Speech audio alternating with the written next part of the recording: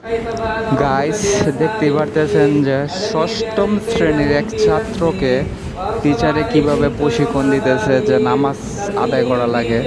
এটা হচ্ছে মূল মাদ্রাসার শিক্ষা। বা আমাদের হাই স্কুলে যদি এইভাবে প্রতিদিন টিচাররা প্রশিক্ষণ দিত তাহলে আশা করি অনেক ভালো হইতো। ইসলামের দৃষ্টি থেকে এটা অনেক সৌন্দর্য বা না, তার জন্য মাদ্রাসাকে এত গুরুত্ব দেওয়া হয় ইসলামের দৃষ্টিতে। এত সুন্দরভাবে হুজুরে প্রশিক্ষণ দিতেছে যে আল্লাহর যে কেউ দেখলে মুগ্ধ হয়ে যাব।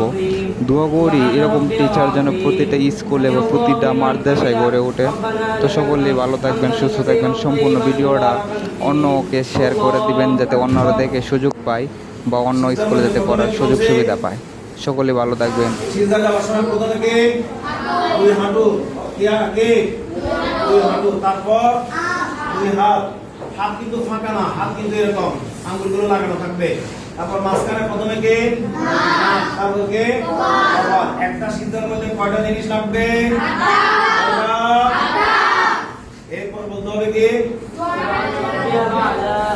سبحان ربي الأعلى سبحان ربي الأعلى الله أكبر رب اغفر لي وارحمني واهدني وارفعني وارزقني الله أكبر سبحان ربي الأعلى তাদের ভিডিওটা সবাই বেশি বেশি শেয়ার করে দেন যাতে অন্য স্কুলের টিচাররা দেখতে পারে বা তাদের সন্তানকে বা তাদের